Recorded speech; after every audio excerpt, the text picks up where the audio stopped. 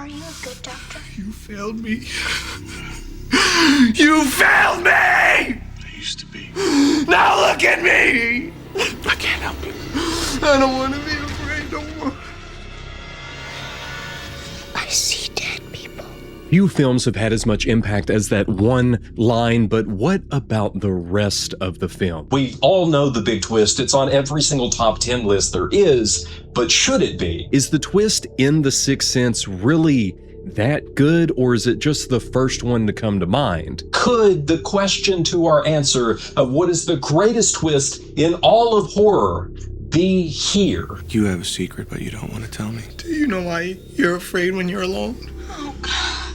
Please tell me. I'll show you where my dad keeps his gun. Freak. I am a freak. I feel like I'm being given a second chance and I don't want it to slip away. After 19 videos, 43 stories, and nearly 13 and a half hours of content, we have found 4 perfect twists. All of it bringing us here to a film that has been mentioned countless times in the comments, and one that I even teased at in the very first episode.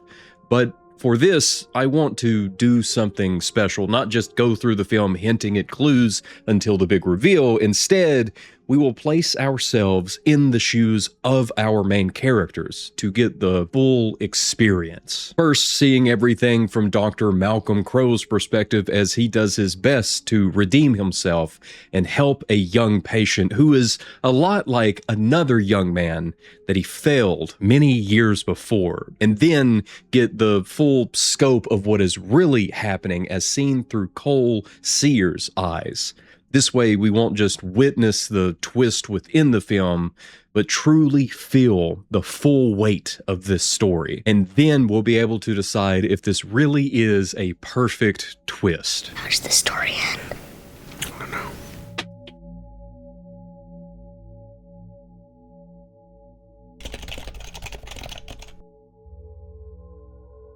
What is this? A platform specifically created to protect your identity and finances, named Coveron? Scams today are not designed to confuse people. They are designed to take money fast. In many cases, the money is gone within minutes, and recovery can take months or even years. According to the FTC, Americans reported losing more than $15.9 billion to fraud in 2025 alone, a sharp increase from the $12.5 billion reported the year before. People already use tools like bank alerts, password managers, or security apps, but these do not guarantee financial recovery when a scam actually succeeds. This is where Coveron stands out. It doesn't just watch the dark web for your personal information and alert you when your logins or payment details are exposed, but it also adds online fraud and identity protection that helps reimburse eligible losses, plus expert recovery support that guides you step by step after a scam.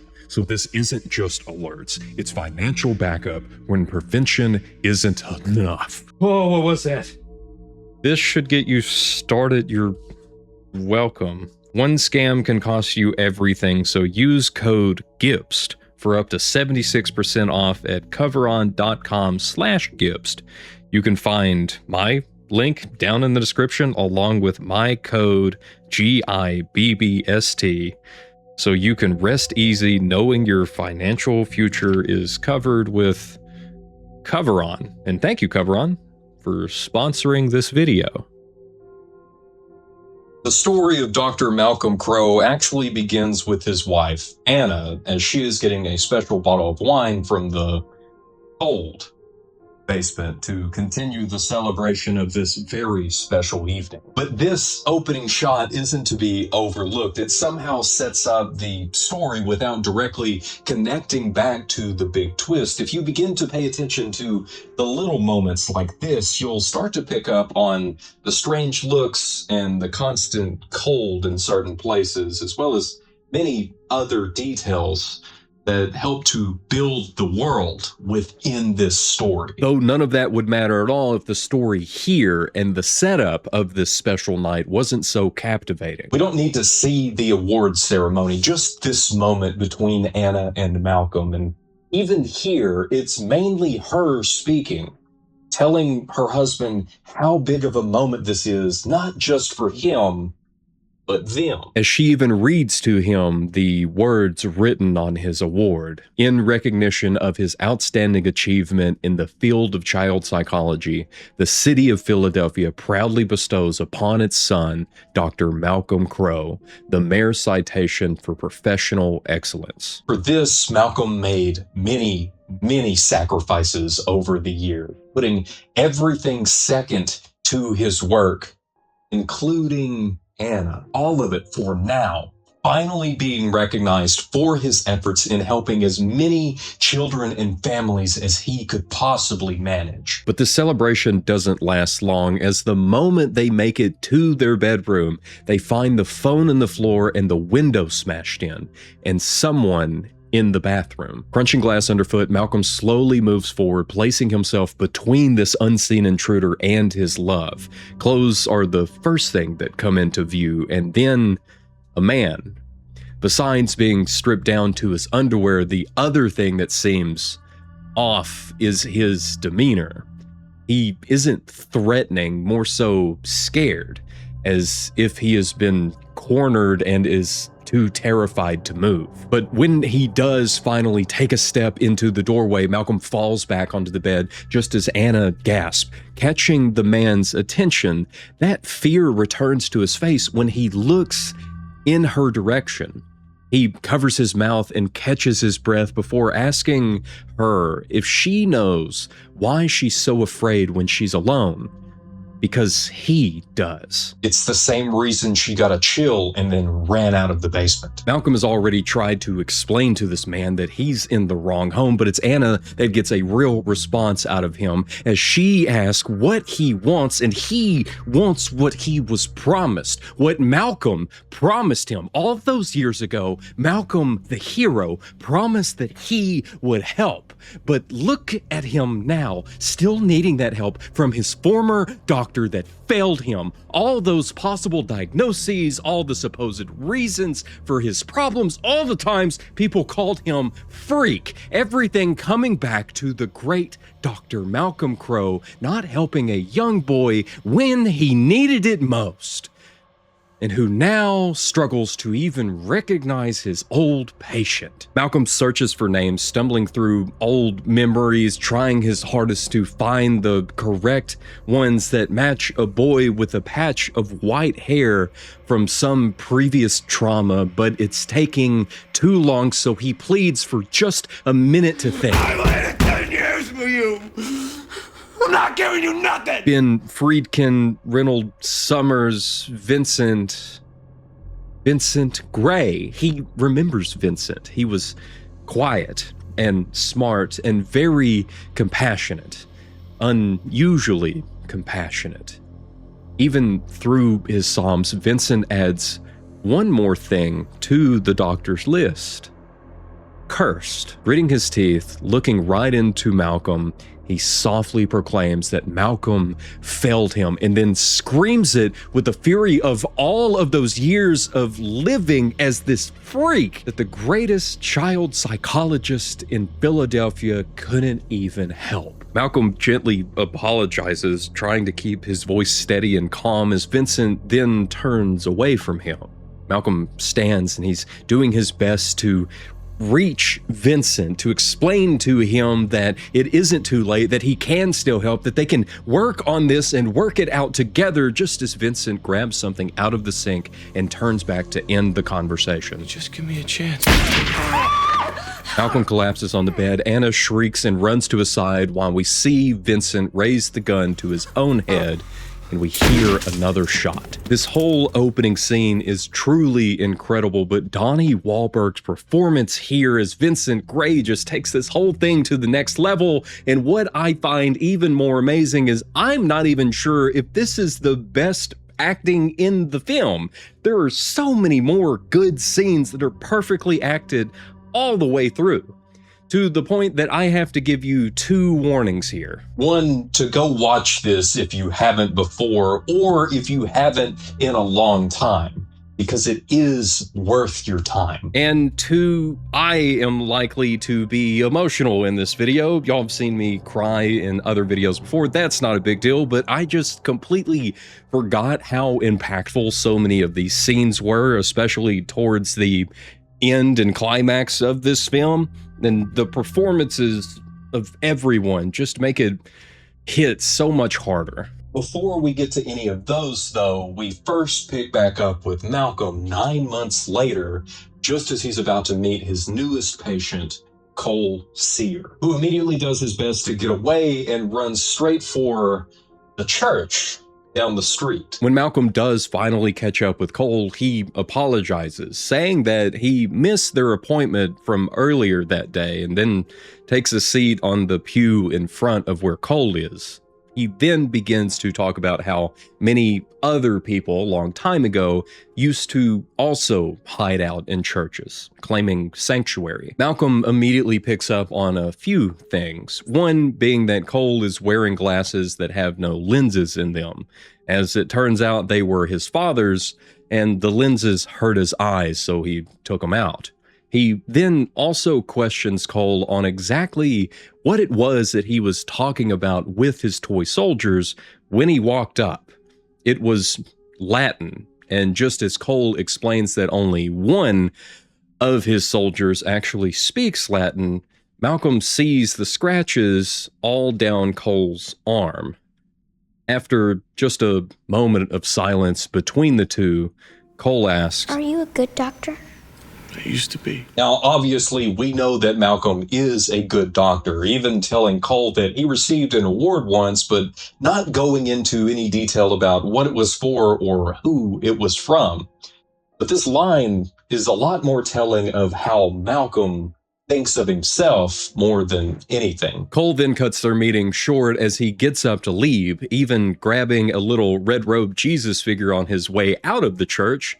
For as short as their meeting was, though, a lot has already been learned by both. Though I should remind you that this first time through the film is strictly from Malcolm's perspective, and right away, we can see that it wasn't just his work life that was affected greatly by the incident from 9 months ago, but also his home life. Regardless of anything else, though, that doesn't stop Malcolm from doing his best to help his newest patient. The addition we see Malcolm make to his notes about Cole is the Latin phrase from that one soldier, De profundis clamio et domine, or out of the depths I cry to you, O Lord.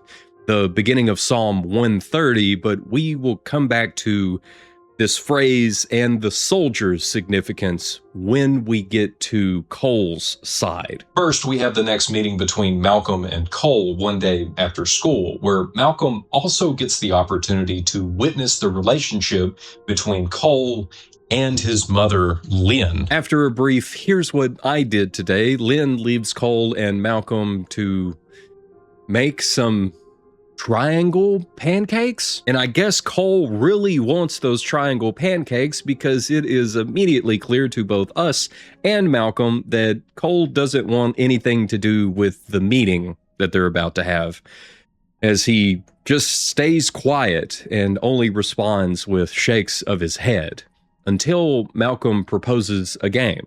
He will read Cole's mind, and if he gets something correct, then Cole must take one step towards the chair. For the first few questions, Malcolm is dead on, causing Cole to slowly get closer to them having a full sit-down session. That is until Malcolm mentions Cole's watch, stating that it was a gift from Cole's father just before he left, as Cole then takes one step back, then clarifies that his father forgot it in a drawer and it doesn't even work. We see Malcolm take a moment before his next mind reading, as he then claims that Cole keeps quiet in school, is a good student, and has never really been in any trouble.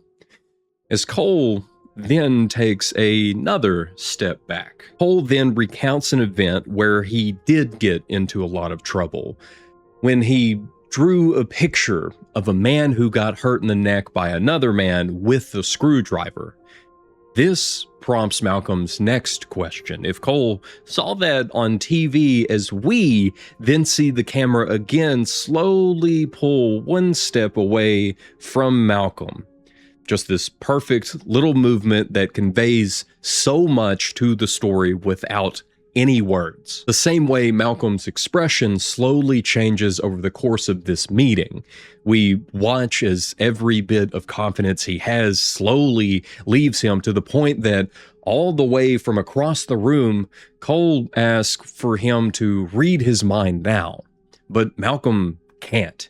He doesn't know what Cole is thinking, and just before Cole ends this meeting too, he simply tells Malcolm that he was thinking Malcolm is nice, but that he cannot help him. This day just seems to keep getting worse and worse for Dr. Crowe, as he is also very late for his own anniversary date with his wife. After his apologies, we then get some of his thoughts on Cole, and just how similar this case is to that of Vincent Gray. I feel like I'm being given a second chance and I don't want it to slip away. With only a glance in his direction and just 2 words, happy anniversary, Anna pays for her meal and then exits the restaurant. Likely leaving Malcolm wishing for a second chance on this entire evening. And also reminding him of something she said many months before, of how for his work, he put everything and everyone else second. While I'm not exactly sure what session to consider this next one, as the others were cut short before they could really even begin, this one does seem to actually get somewhere, and also appears to begin pulling up some more of those old feelings about Vincent Gray. All it takes is Cole talking about a classmate that he walks to school with, Tommy Tomasimo, who hates him. Even though them walking together was arranged by Cole's mother, Cole admits that he can't tell her that truth. He wouldn't stand for her to look at him the way other people do. He doesn't want her to know that he is a freak. You are not a freak. Okay? This catches Cole a little off guard, but he listens, and then their session continues back at the house. Lynn cleans, Malcolm sits on the couch, asking more questions here and there, while Cole plays behind the couch in the floor.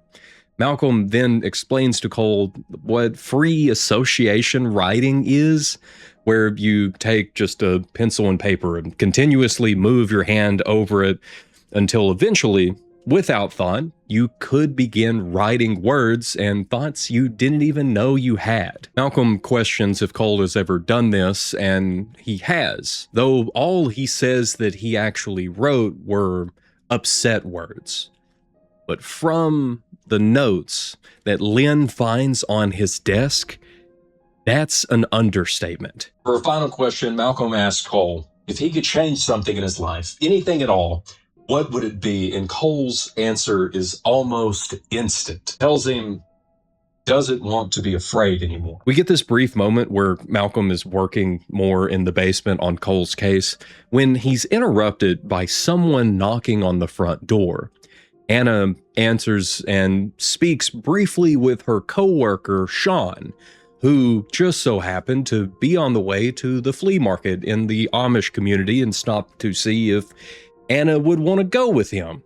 He's noticed her being a little down lately, but she just tells him that she's okay and they can catch up on Monday about everything he picks up. Anna then tells him bye, and Sean walks away and then does a couple circles before fully deciding to leave, all while an irritated Malcolm watches from the basement window. Turns out Malcolm isn't the only one having a bad day, as Cole also got into some trouble at school and immediately tells Malcolm that he doesn't want to talk right now. So instead, Malcolm takes out a penny from his pocket to perform the most amazing magic trick you have ever seen, as he places it into his left hand and he gives it a little shake. And just like that, it's now in his right hand. But that isn't the end of the trick. No, he gives it another shake, and just like that, it's now down in his pocket. But that's not the end of the trick. So again, he shakes, and just like that, the penny is right back where it started. Don't worry, Cole isn't impressed either. But again, the next scene has another one of those small moments where the acting is very impressive. As we see Malcolm make it home that evening, and immediately his attention is grabbed by the recording of their wedding day playing on the TV.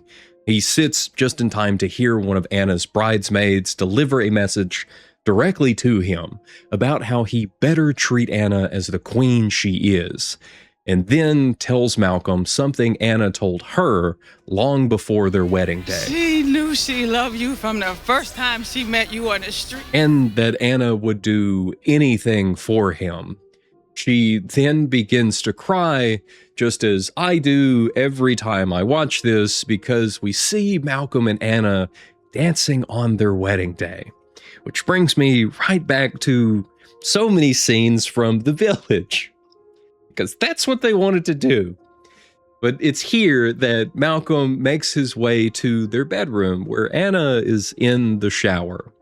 Without saying anything, he just watches her for a moment through the mirror, until he notices her antidepressants in the cabinet and leaves without saying anything. First, the soundtrack for all of this is incredible and really adds to the full experience of the film in the absolute best way. And second, it's here for the second time that Malcolm attempts to open the basement door, but it's locked again. But the next time we see Malcolm is at the hospital.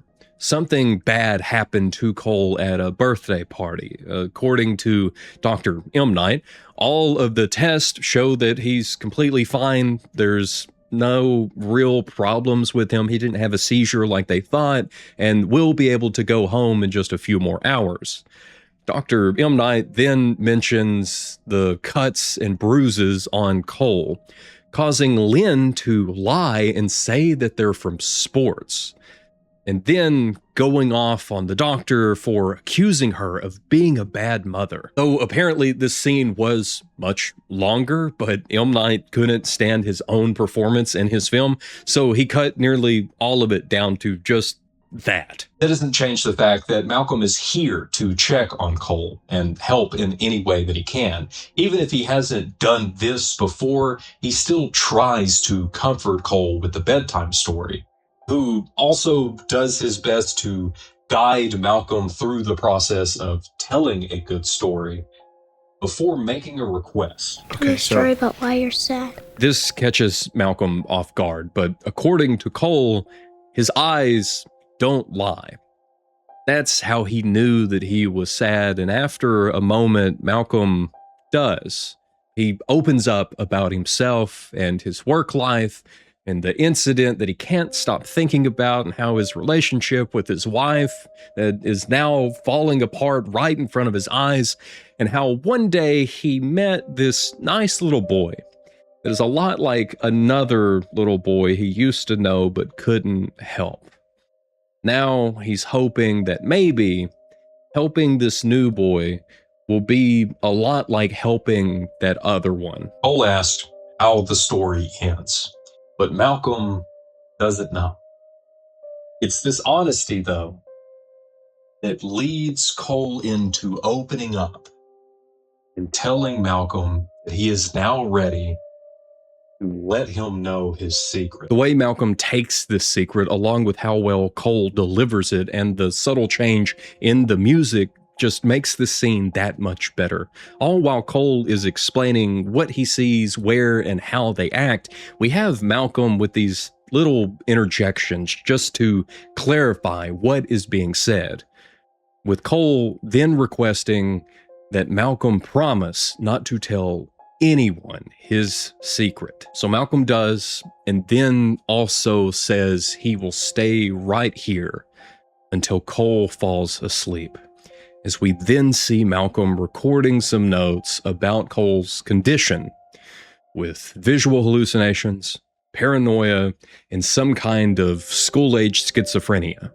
Medication and possible hospitalization may be required. Stopping the tape, Malcolm then admits to himself that he hasn't helped Cole at all. Maybe now you can understand why I chose to cover the film this way, because Malcolm's perspective is very different from our own if we're just watching it straight through, because for nearly all of this, he is just running off of what information he hears from others, not anything that he was actually there to experience along with Cole. Thankfully, though, regardless of him needing to be there, this doesn't stop him from continuing to do his best to help Cole. As the next time we see them together is right after a play at Cole's school, and even though we don't actually see Cole in the play, who we do see is Tommy Thomasimo.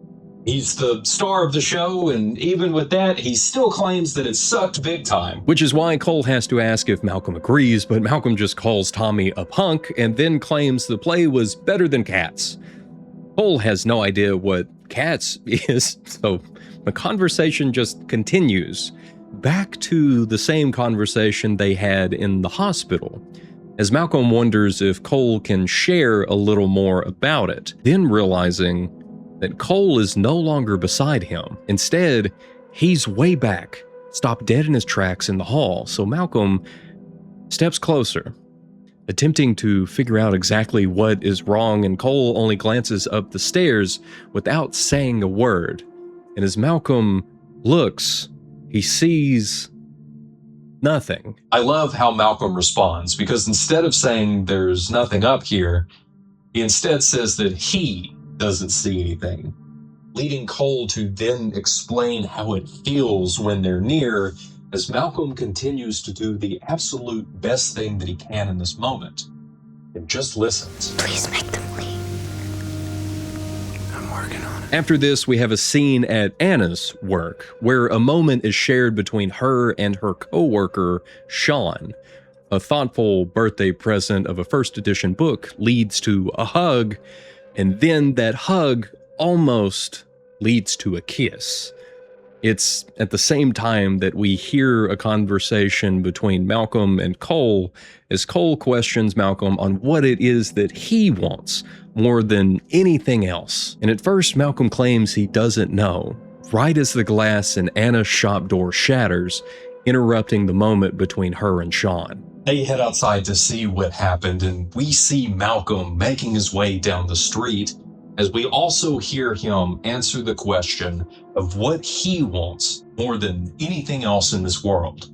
And it's simply to be able to speak with his wife again the way they used to. It's Cole's next question of how Malcolm plans to do that leads Malcolm to admit to a mistake he has made. Because he knows that his focus has been on the wrong things, and the only way to fix it is for him to spend more time working on his marriage. I'm going to transfer you.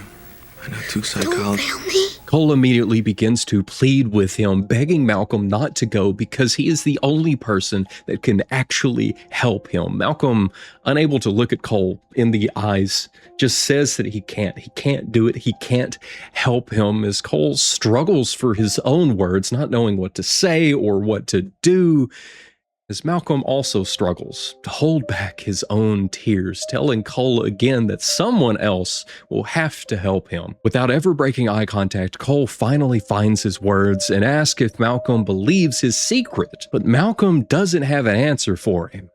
It's not until Cole pulls out a penny and slides it across the table that Malcolm finally looks at him. Just as Cole then questions, how could Malcolm ever help him if he doesn't believe him? Because some magic is real. Not being able to help Vincent Gray and then hearing it directly from his mouth that he failed Vincent, to now telling Cole that he can't help him. And being begged by Cole not to fail him is a lot. And again, it's the little subtleties in the acting that make this scene so perfect. It's also the reason we find Malcolm in the very next scene going through more of Vincent's files, This time, though, he comes across a moment when he had left the room and Vincent was there alone. He remembers coming back and finding Vincent very distraught, and it's in the quiet, through the static, that he hears someone else pleading in Spanish to Vincent. It's this realization that has him back up on his feet and heading to find Cole. He still doesn't know what all of this means, but he does know that there was something going on back then with Vincent, just as there is something going on with Cole Sear now. And when he finds him again hiding out in the church. Malcolm has one main question for Cole at this point. What does he think these ghosts want when they come to visit him? Even with Cole not fully convinced of Malcolm's plan, Malcolm tells him that the next time, he just needs to listen. And it appears that Cole did decide to listen to Malcolm's advice, as the next time we see them, they're on a bus headed to a wake of a recently deceased girl named Kara Collins. She came a long way to visit me, didn't she? I guess she did. Again, Malcolm wasn't there for the visit or any of the other experiences that Cole has had, but he's still here, and that's enough for Cole. As the two of them then arrive at this home full of mourning friends and family, they don't waste much time or even attempt to speak to anyone there. Malcolm just accompanies Cole up the stairs to Kara's room, where he waits outside, promising not to leave until Cole is back. And sure enough, when he returns, Cole has a decorative box that he then slowly makes his way through the crowd and hand delivers it to Kara's father, telling him that it's from Kara and she wanted to tell him something. They don't even wait around for what happens next. Instead, Cole does the other thing that Kara asked him to do. Comfort her little sister. While everyone else inside slowly begins to gather behind the father as he watches what starts off as a funny little puppet play put on by his daughter, that is then cut short by lunchtime, brought in by his wife, as this emotional scene changes from one of melancholy to confusion and then to anger. His little girl wasn't just sick, she was being poisoned by her mother every day for years on end. 6 different doctors couldn't figure out exactly what was happening to Kara, as we heard when Malcolm and Cole showed up. The youngest child was now also becoming ill. It isn't just that. All of us watch Miss Collins pour a capful of disinfectant into her daughter's soup, but also she specifically tells Kara not to say that it tastes funny because she doesn't like to hear that, and then denies Kara's request to play outside after lunch because she knows that Kara gets sick in the afternoons. You were keeping her sick. Again, it's scenes like this that you just gotta watch. There's not a way for me to put it into words any better than the way it is being acted here. The father doesn't even say words up until that moment. He's just making facial expressions while he watches this final message from his daughter. And that's not even to mention the way that the scene is filmed, with it just being him at first, and we see the wife leave in her red outfit, and then it cuts back to the TV where we're getting just a little closer each time. And each time it cuts back to him, there's more and more people gathered behind him, also watching this final message from Kara unfold. Though even for as sad as Kara's story is, it still had a happy ending in that Cole was able to deliver this message and save her sister. It's perfect, and it gets me every time. It's likely Cole would say the same thing about the next play in their final session, because not only do we see him in the play, but he is now the star. After pulling the sword from the stone and being hoisted up by his classmates as everyone cheers, we get to see a happy Cole Sear, whose smile only grows when Malcolm tells him that he did really good in the play, and that Tommy Simo sucked big time. They share a laugh, and then Cole tells Malcolm that he had an idea of how he could speak with his wife. All he needs to do is wait for her to be asleep, and then she will listen without even knowing it. It's after a moment that Cole says what they're both thinking, that this is the last time they're ever going to see each other. I think we said everything we needed to say. But then Malcolm follows this up by saying that maybe now it's time for Cole to say something that needs to be said to someone that is closer to him. There's a look of understanding on Cole's face as he then requests that they pretend like they will see each other tomorrow. So Malcolm agrees, and he tells him goodbye for now. Because he too has someone a lot closer to him that he needs to speak with. It just so happens that she's here in the living room, asleep on the couch.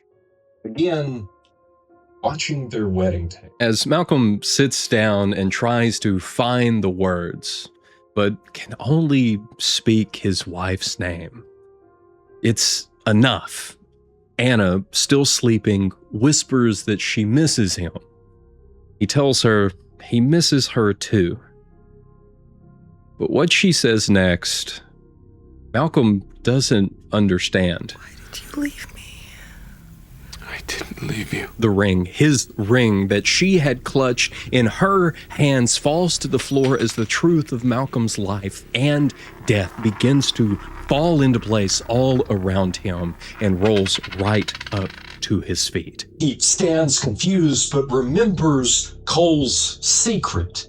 He sees dead people. They don't know they're dead. They only see what they want to see. Anything to keep up the facade that they're still alive, but every single time, the truth eventually brings them to the light. And just like that, we are right back at the beginning where all of this started, allowing us to start again and experience the film from a different perspective.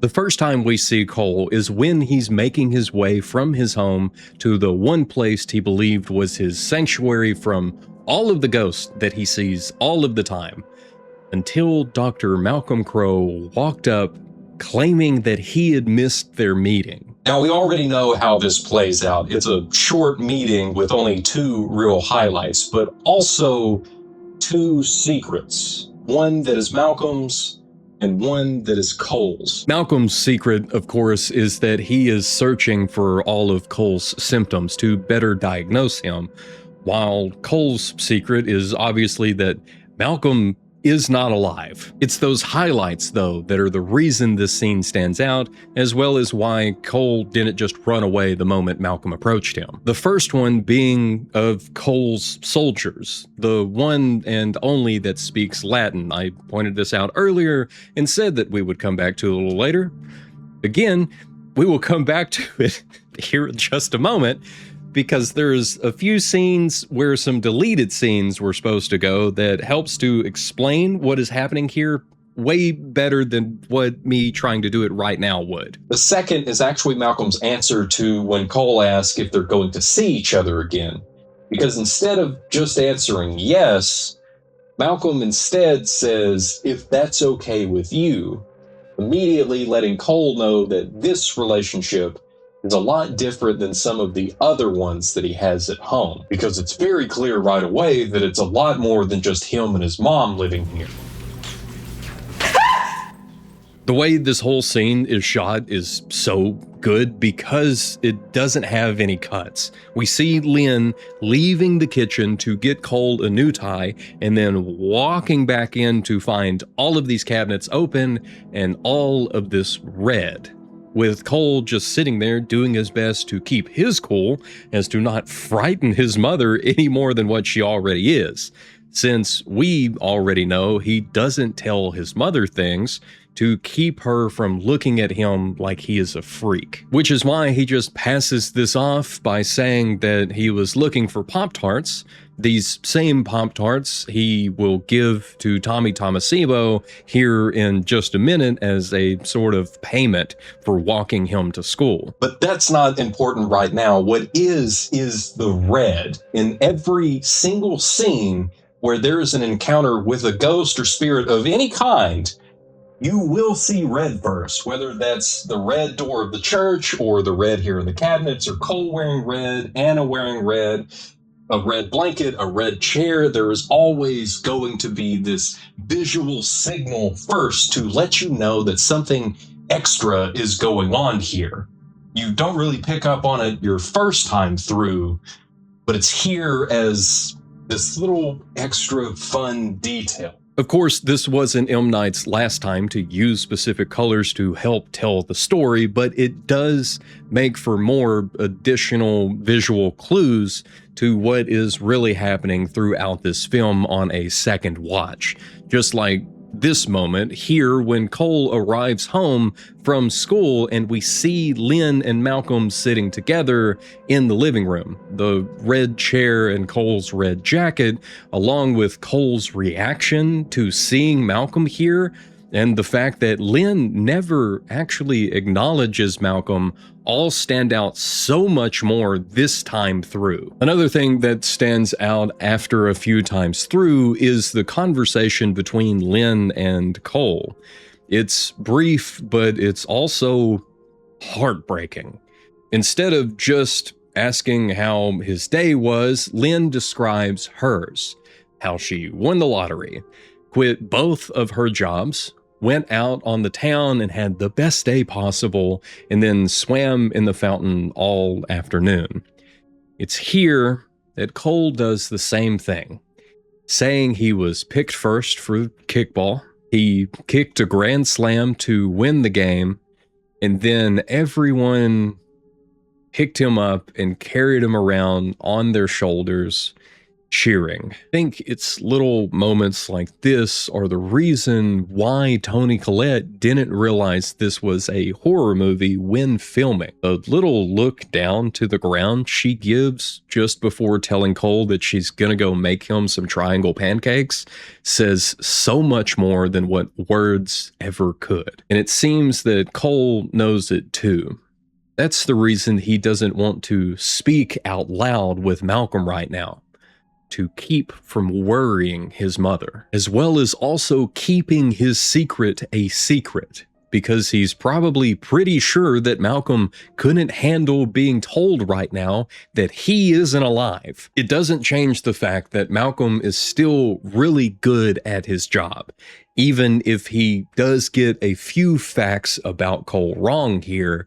He still is able to get Cole to open up a little bit. And even to admit that some of the things he does now is simply to avoid making his mother cry because of another meeting. They don't have meetings about rainbows. It's just after this that Cole does something I find interesting, because he looks down the hall, like for a moment, as though something or someone else has caught his attention. It's the same kind of look that Vincent gives to Anna when he first sees her standing in the corner at the beginning. And speaking of Vincent, it's also here that we notice the patch of hair that Cole also has. Just this little spot of white, just like that of Vincent's he had up in the front, which again is completely intentional from M. Night. All of it giving Malcolm yet another reason to believe that if he can help Cole, it might just make up for his failing Vincent. But Cole, with his secret, knows that Malcolm can't help him. But that doesn't stop Malcolm from doing his best both here in the film and in the deleted scenes. Don't look at me. I don't like when people look at me like that. We hear this line just before seeing Malcolm and Cole walking down the street, because this specific scene shows where they were just before going on this walk. And it's here in the graveyard, as Cole plays with more of his soldiers, that we can fully understand why only one of them speaks Latin. Because each one of Cole's soldiers was a real soldier, and this scene was left out because M. Night felt it was just too early on in the movie to reveal just how much extra knowledge Cole has. He felt it would have been a bit confusing more than anything, even if Haley Joel Osment's doing an incredible job describing the tragedies of these soldiers and how they weren't able to make it home to their families. It's also just after their short walk down the street that there was meant to be another scene, but again, it was cut because it was just too early on in the film, which means we never get to officially meet Mr. Marshall, a kind elderly man who Cole seems to know and know well enough that he is again standing on the sidewalk waiting for his wife to return from the grocery store, but sadly Mrs. Marshall died a long time ago. But it seems like Cole's reason for actually being here today is very intentional and kind of goes against his entire character arc in the story. Because Cole asked Mr. Marshall for a glass of lemonade, they then go inside. Mr. Marshall sits down and says that when his wife returns, maybe she will play them some music. But it's here that Cole goes over to a secret spot within the home to pull out Mrs. Marshall's diaries to give to Mr. Marshall. All of this having a huge effect on Mr. Marshall as he then begins to remember that his wife is no longer here, as well as all of it being witnessed by Malcolm. Cole Sear allowed me to witness something today. This time I'm going to listen. I'm sure you can guess how this goes against Cole's character arc, because this, in M. Night's own words, is his purpose in life. But in the final cut of the film, it's Malcolm that helps him to reach the point of actually listening to the ghost. So for as much as I like Mr. Marshall and this scene, it does mess with the flow of the overall story. And speaking of the story, there is a minor scene with just Lynn as she's cleaning the house before she finds the upset words on Cole's desk, where she notices something odd in all of the pictures hanging up on their wall of Cole, because there's always a weird little glint in each one of them beside him. It's just a fun little detail that I had to point out, the same way that Cole playing behind the couch as he speaks with Malcolm is. Because even though Lynn can't see Malcolm or hear Cole speaking with himself in the living room because she has headphones in, it would be likely that she would have some questions if she were to see Cole just speaking to no one. And while we haven't quite gotten there just yet, knowing that these ghosts are real changes the way we take Cole's answer to what would be the one thing in his life that he would change, as he tells Malcolm that he doesn't want to be afraid anymore. Now, just as Cole wrote pages worth of upset words and knows an awful lot about a whole list of military operations, he also knows quite a bit about the history behind his school.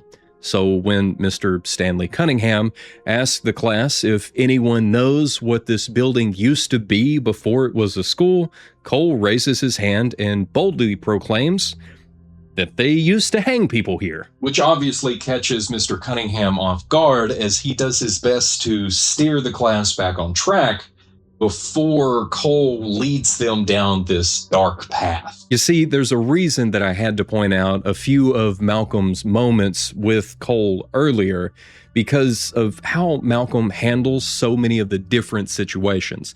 He doesn't just brush Cole off and tell him that he's wrong, because he knows that if he can get Cole to be honest, then that will be the best way for him to actually help Cole. Unlike here, where Mr. Stanley Cunningham tells Cole that that isn't true. He doesn't know where he heard that. That never happened here. Yes, the building used to be a courthouse. Yes, there were many lawyers and judges here. Yes, they did have trials, but when it comes to the sentences they gave, someone must have told him wrong, just to scare him. It's not just the look of his classmates, but from his own teacher that pushes Cole a little too far as he demands Mr. Stanley Cunningham to stop looking at him like that. He can't stand when people look at him like this, though Mr. Stanley doesn't even know exactly what he means by that. This is how he always looks at Cole. How else would he look? How else should he look? Because he should know exactly what Cole means when he tells him to stop looking at him like this, because it's the same way that people looked at him all the way to high school, always talking funny, always stumbling over his own words, always stuttering, the stuttering Stanley. Shut up, you freak! This outburst is the reason Cole ended up in trouble today. And while I don't know exactly, I do have a pretty good guess to the answer of Mr. Cunningham's question of who has Cole been speaking with to know about his past. And even though Cole didn't seem to like Malcolm's amazing magic trick at the time, we do see him showing it off to one of his classmates at a birthday party. But Bobby is even less impressed with Cole and immediately calls it stupid and demands his penny back. Something that was supposed to be funny quickly turns sad, as we then see Cole all alone on the stairs. Until he begins to hear something, or maybe someone, Open this door, I'll break through it and grab you! Maybe if Cole wasn't wearing such a bright red sweater or wasn't unusually compassionate, maybe then what happens next would have been different. Cole's curiosity as to what was at the top of the stairs leads to both Tommy and Darren following after him. They aren't here to check on him. Instead, they want to play a game. A little game called Locked in the Dungeon, because Cole seems very interested in that closet over there. We never see the ghost in the closet, but we, along with everyone else here at the party, hears Cole's screams. Not a single person knows what to do. They all just stand there staring at Lynn as she is trying her hardest to get this door open and to get to her son. And when the door finally opens, Cole falls back into her arms, having fainted. This is what landed him in the hospital. No one but Cole knows what happened in there. It's treated as an odd episode, but thankfully, he isn't alone. He has his mother, and he also has Malcolm. Even though Malcolm is another ghost, he is not like the one from the closet. He's kind, he's honest, and he's here. It's all of that leads Cole to opening up for the first time in his life and telling anyone else. I see dead people. You knew we'd get there eventually, and I had to skip over it for Malcolm's side because I knew it would probably place a bunch of you on edge wanting to hear one of the most quoted lines ever, but also because I didn't want it to overshadow what Malcolm was feeling in this moment. But for Cole's side, we can't just leave it at the one line, because he also says that these dead people don't know they're dead. They don't see other dead people, and they only see what they want to see. Then, while looking Malcolm directly in his eyes, he says that he sees these dead people all the time. Keep that in mind, because we will come back to it, but it's from this point on that we finally begin to also see what Cole is seeing right here in his own home, as well as his mother finding some more strange things to point her in the direction that something else may be going on with her son. Because it's when she lays him down in his bed, she sees that his sweater is torn, but not just his sweater, his shirt too. Something happened there at that party. Something clearly attacked Cole and even left scratches on his back. But those weren't the cuts and bruises that the doctor was concerned about. Those came from something here in their home. And that something is also the reason behind Cole being nearly too scared to even use the bathroom in the middle of the night. We see the ghost pass behind Cole and the temperature begin to drop. letting Cole know that he is not alone. He follows the sound of rustling coming from the kitchen and finds a woman who is not his mother standing there. She is the reason behind all of the cabinets constantly being opened, as well as causing many of Cole's scratches to match her own. Look what you made me do! Lenny! Cole runs and hides in a safe place, a little red sanctuary that he has built in his room. This is what he needed that Jesus statue from the church for. And we also see that that was not the first one he had taken. It's also clear that even for as terrified as he is right now, this is not the first time this has happened. It is this encounter, though, that does help to make a lot more sense of what happens next after the play at the school. Because even if this one doesn't have as big of an impact on Cole, we can tell that he wasn't lying and that he really does see these ghosts all the time, everywhere. Even if other people and other ghosts don't see them, Cole still has to deal with them. What? Though I think Cole says something interesting here that hints more at his own feelings than the reality of what is happening. When he's explaining to Malcolm what it's like for him when these ghosts appear, bringing up the feeling of the hairs on your arms standing up straight, or those little prickles you feel on the back of your neck, or even how you feel it deep down inside as though you're falling really fast, but you're actually standing still. He also mentions the cold, specifically saying that it gets cold when they get angry, but I don't think that's quite right. You see, Cole doesn't have a guide to figure out how any of this works. He's just going off of his own experiences, a lot of which are scary and negative. It's the reason when Malcolm suggests actually listening to the ghost, because it's likely they're coming to him for some sort of help, that Cole is completely against the idea at first, even saying, what if you're wrong? What if these ghosts are just angry and want to hurt people? And maybe he's right. Maybe there are some ghosts that are just angry and want to hurt him, but it's obviously not all of them. I'll show you where my dad keeps his gun. Come on. Now, I know this isn't the best example, but I wouldn't say that that was a threat, just a tragedy from one of the former occupants, as well as a scene that scared me a lot more than I expected. But that kid didn't seem angry, and yet we know it's still cold here in their apartment when Cole and his mother sit down to eat dinner. Lynn even tries to turn up the heat to no avail, leading to both of them being bundled up to stay warm, the same way it was in the beginning with Malcolm and Anna. In both homes, it seems just the presence of these spirits causes it to become chilly. When one of them has a moment of more extreme emotions, though, that's when the temperature really begins to drop. Which is why we know that Cole isn't a ghost, because it doesn't get any colder when he sees Tommy Thomasimo in a cough syrup commercial and throws a shoe at the TV.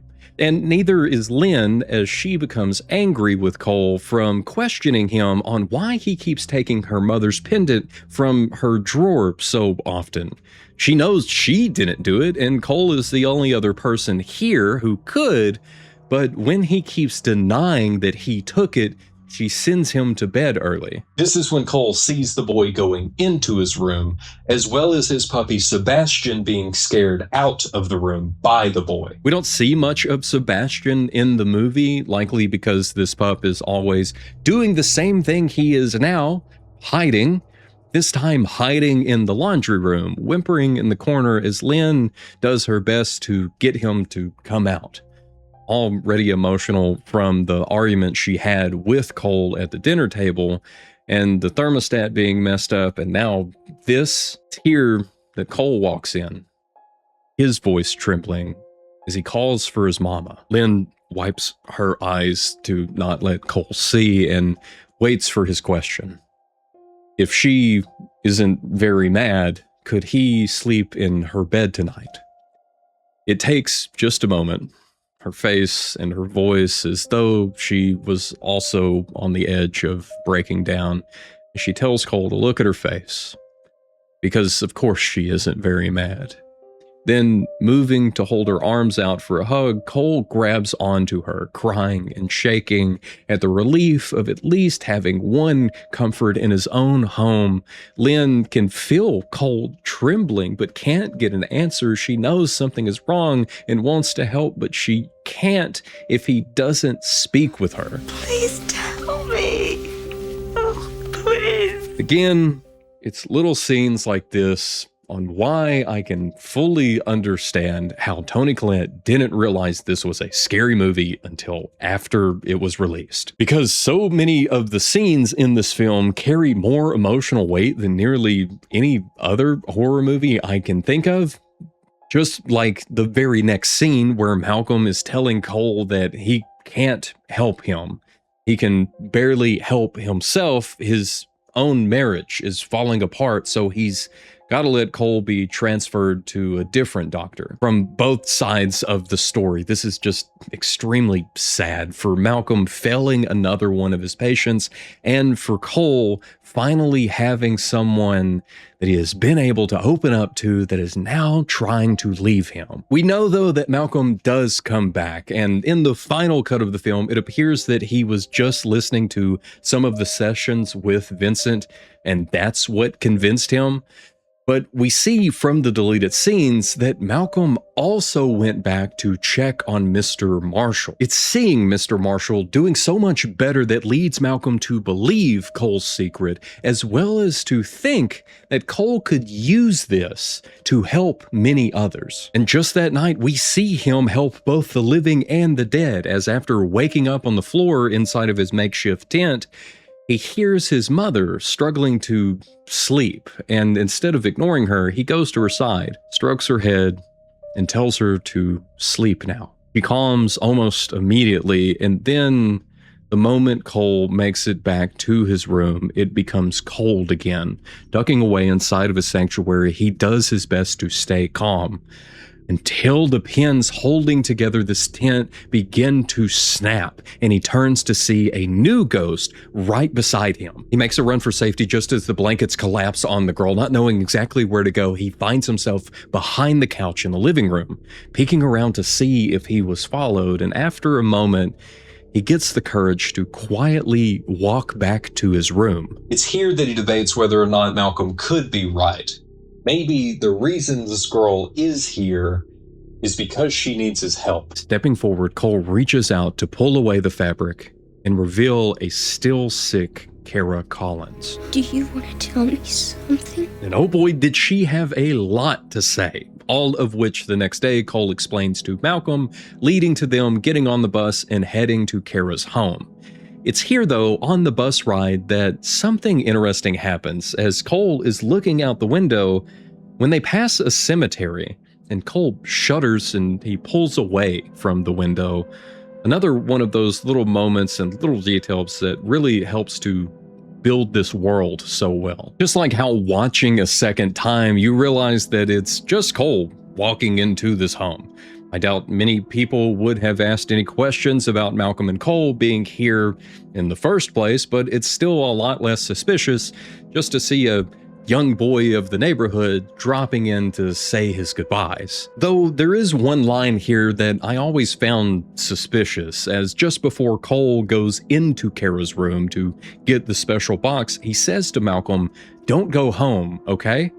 Malcolm agrees, and then Cole goes into the room alone. It's this line that makes me think that there's been a few times now where instead of actually getting up and walking out, Malcolm just instead vanishes. This would explain the reason why he has been unable to keep track of time and seems to constantly be late to so many things, because he's just skipping along, not actually making his way from place to place. That's something that only Cole would know, just like what happens here in this room, even though he probably still doesn't understand why Kara wasn't just like, hey, I'm under the bed. Instead, she reaches out and grabs his leg, scaring him half to death just before sliding the box over to him. Then Cole, of course, delivers the box to her father and then makes his way outside to Kara's younger sister to also give her something from Kara, one of Kara's little puppets that she knew her sister liked. This way, she will have a little something to watch over her. Is Kara coming back? Not anymore. Ow. I have no other words for that line, just ow. Though the tone of this film is not just to be sad, but to pass through the sadness into something more peaceful, with Cole using his ability to bring a sense of comfort to those around him. Just as here as he gives another teacher the chance to help him with his makeup. Even though his own, Mr. Stanley, can't see them and questions who it is that Cole is talking to. The once scary half-burnt teacher leaves as Cole tells Mr. Stanley that he was just rehearsing his lines, and then Cole thanks Mr. Stanley for giving him this part, as they then walk to the stage, and Cole gets to be the star of the show for the first time in his life, fulfilling a daydream that he made up to tell his mother earlier, one of how his entire class had lifted him up on their shoulders and cheered for him. Bringing our story full circle as both Cole and Malcolm have accomplished their goals and are almost ready to move on. With this being their final time together, Cole knowing that Malcolm has helped him, and through that, he has helped Malcolm. Though both of them still have one more thing they need to do, as they say their goodbyes for now, pretending that they will see each other again tomorrow, and head home to speak with the ones that are closest to them. Even with the wreck preventing Lynn and Cole from making it all the way home, Cole is ready to speak with his mom now. Literally telling her, I'm ready to communicate with you now, and then clarifying that he wants to tell her his secret. So he begins explaining that in the accident up ahead, a woman died, and he knows this because he can see her. She's standing just outside of his window. Lynn says that he's scaring her, and he admits that they scare him too sometimes. It's the they part of that line that she questions. The ghost, the ones that he sees, the ones that ask him to do stuff for them, the ones that talk to him, the ones that used to hurt him. You can tell that this is a lot for her to take in, and she is not really sure how to respond. So it's here that Cole asks what she's thinking, and if she thinks that he is a freak. I would never think that about you. Ever. This little line goes a long way for Cole, just as it would for any child. But Lynn still needs a moment to think. And it's in this moment that Cole brings up Grandma, telling his mom that she says hi. And then she also said that she's sorry for taking the bumblebee pendant.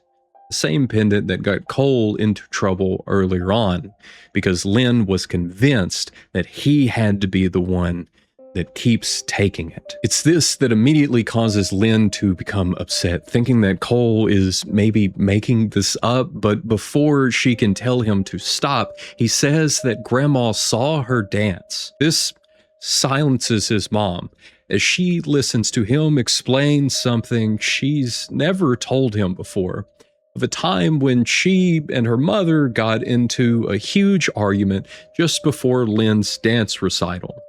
And for all of these years, she was convinced that her mother skipped the recital, but that's not true. She was there hidden away in the back so Lynn wouldn't see.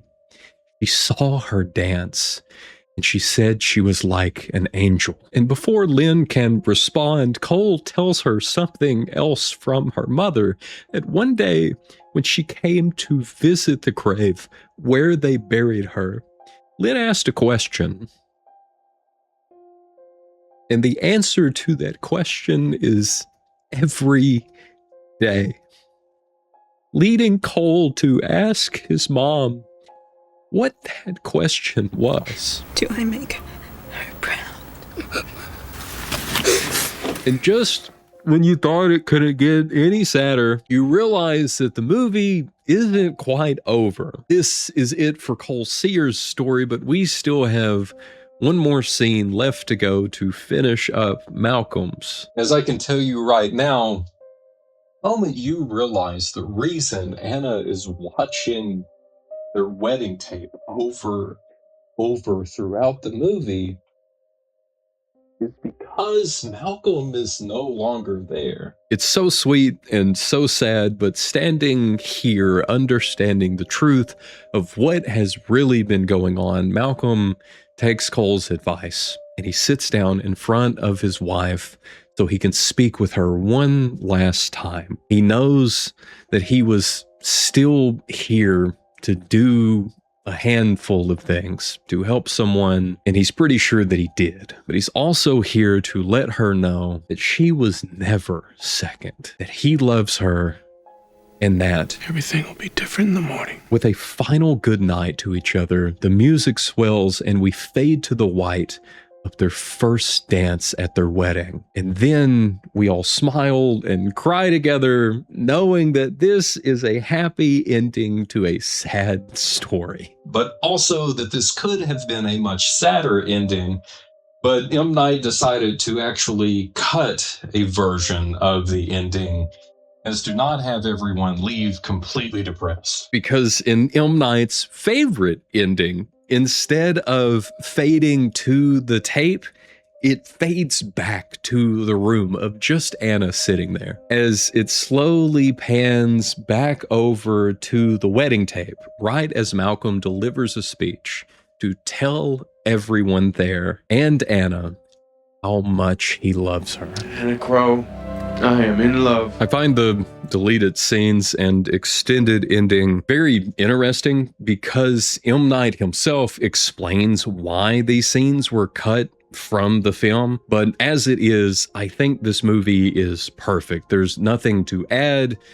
It's just so good. The way the twist works with the story and the story with the twist and still being able to separate it into these two perspectives. I can't even think of another film that I would be able to do this with that would work this well. The acting all the way around is amazing. Every single main character and side character and every single scene, there's always a standout performance from someone, whether they're saying anything or not. There's a reason that this film was nominated for a ton of awards, including Haley Joel Osment being up against Michael Caine, Tom Cruise, Michael Clark Duncan, and Jude Law for the Best Supporting Actor in the Oscars, as well as Toni Collette also being nominated for her incredible performance. The predictability of the entire film rides that line so perfectly because they even admitted when they were writing this, they didn't want to cheat the audience at the last minute. They wanted to stay true to the story the entire time, which is what makes this film so satisfying to go back and watch again. It's likely that satisfaction of watching multiple times that The Sixth Sense is still the second highest grossing horror movie of all time.